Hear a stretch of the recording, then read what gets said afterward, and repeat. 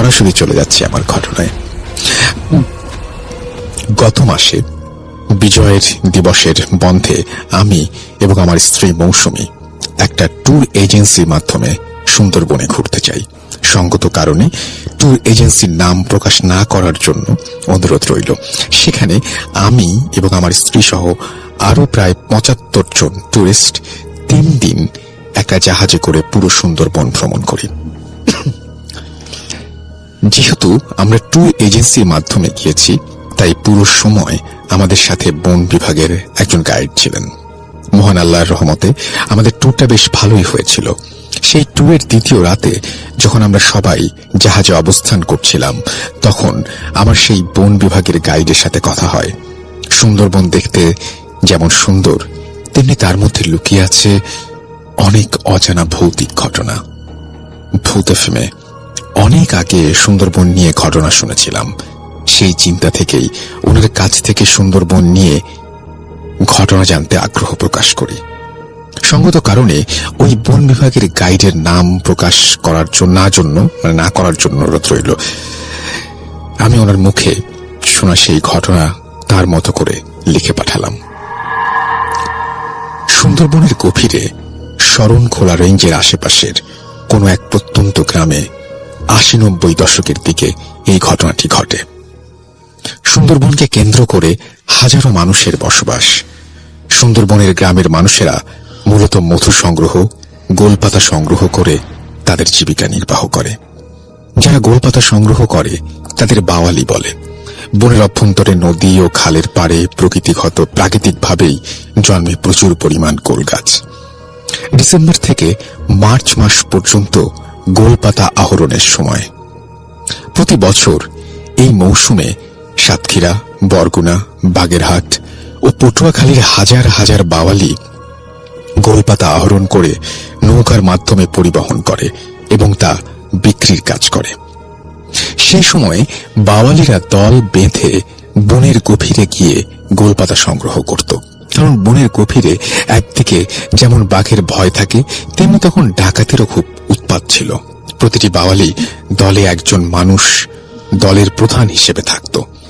সে মূলত তার দলকে সংঘবদ্ধভাবে বনের মধ্যে নিয়ে যাওয়া এবং একসাথে ফেরত আনার দায়িত্ব পালন করত। বাওয়ালিরা তখন বিকাল সন্ধ্যার মধ্যে গোলপাতা নিয়ে গ্রামে চলে আসত। সন্ধ্যার পর কোনোভাবেই কোনো মানুষ বনের মধ্যে অবস্থান করত না। সেই সময় মদন নামের একজন বাওয়ালি ছিল।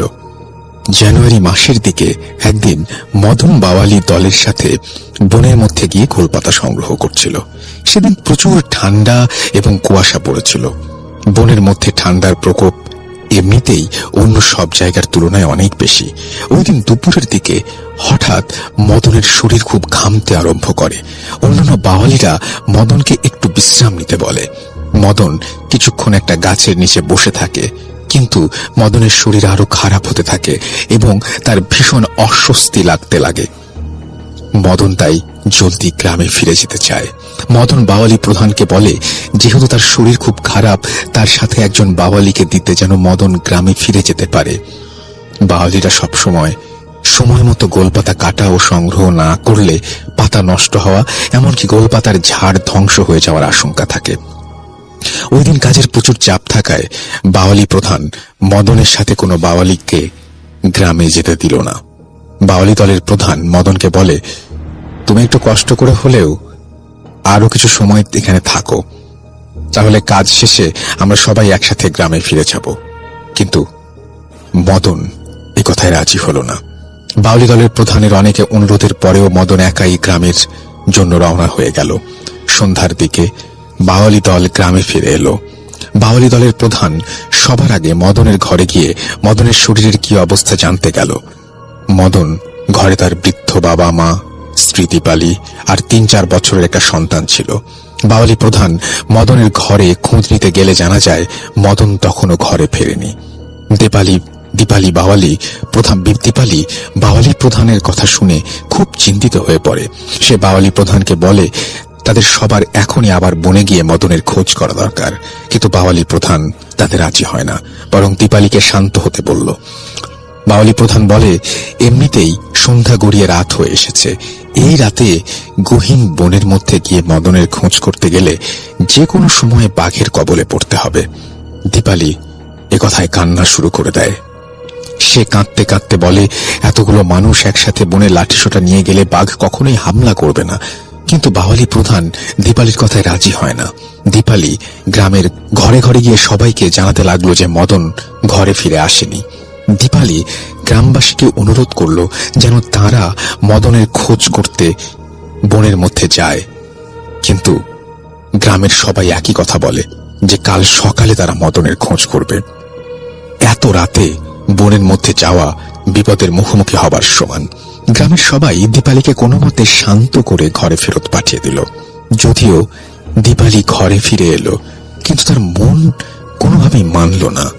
দীপালির মনে হচ্ছিল মদন হয়তো বনের মধ্যে কোথাও অসুস্থ হয়ে পড়ে আছে। যদি তাকে রাতের মধ্যে খুঁজে পাওয়া যায় তবে রক্ষা, না হয় অসুস্থতায় নয় বাঘের হামলায় সে মারা যাবে। দীপালি নিজেও একজন বাওয়ালি মেয়ে। বাচ্চা হবার আগে সে নিজেও খোলপাতা সংগ্রহ করত। দীপালি নিজেও সেই রাতে একা বনের মধ্যে যাওয়ার সিদ্ধান্ত নেয়। রাতে সবাইকে ঘুম পাড়িয়ে দীপালি একা একটা হ্যারিকেন নিয়ে বনের পথে রওনা দেয়। সুন্দরবনের যত গভীরে যাওয়া হয় ততই সব দিক এবং রাস্তা একই রকম লাগতে শুরু করে।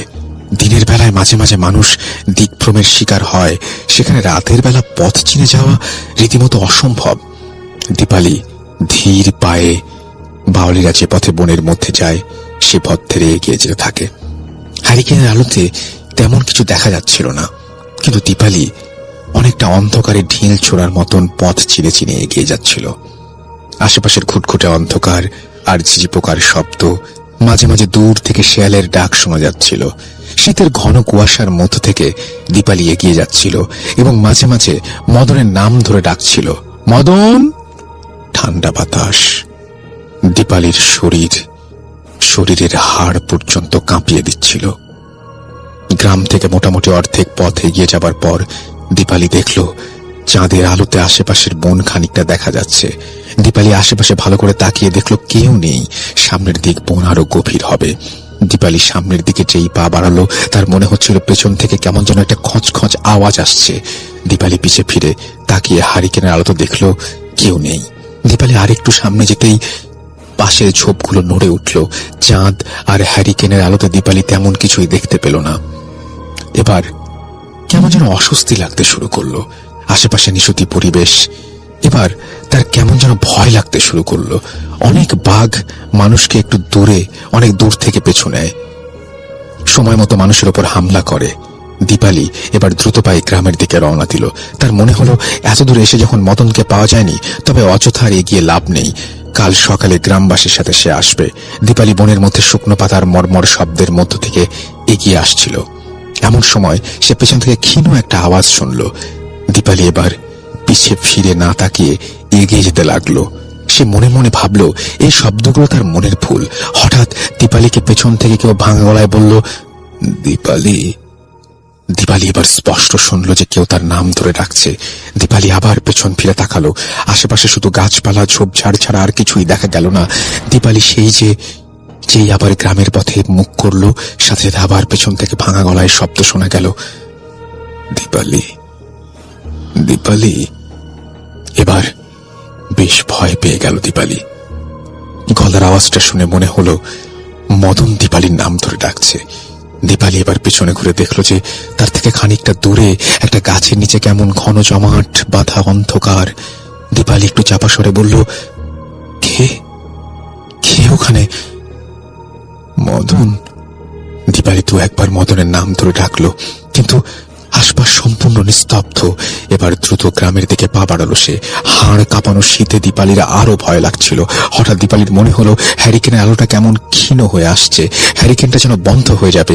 ঠিক সেই সময় দীপালির কানের পাশে ফিস ফিস আওয়াজ আসলো, দীপালি, আমাকে নিয়ে যা। দীপালি চমকে উঠে পেছনে ঘুরে তাকালো। তার হাত থেকে হ্যারিকেনটা নিচে পড়ে গেল। হ্যারিকেনের আলোটা দপ করে নিভে গেল। দীপালি কিছুক্ষণ আশেপাশে সব অন্ধকার দেখছিল। শোঁ শোঁ করে চারপাশে ঠান্ডা বাতাস বইছিল। ধীরে ধীরে চাঁদের আলোতে দীপালি হালকা হালকা সব দেখতে পেল। চারিদিকে কোনো কিছুই ছিল না, না কোনো মানুষ, না কোনো পশু পাখি, না কোনো অবয়ব। এই ঠান্ডাতেও দীপালির শরীর গরমে ঘেমে গেল। নিজেকে স্থির করে একটু নিঃশ্বাস নিয়ে দীপালি আবার গ্রামের দিকে পা টিপে টিপে এগোতে লাগলো। পর মুহূর্তে দীপালি তার সামনে কয়েক হাত দূরে যা দেখল তা দেখার জন্য তার পায়ের নিচ থেকে মাটি সরে গেল।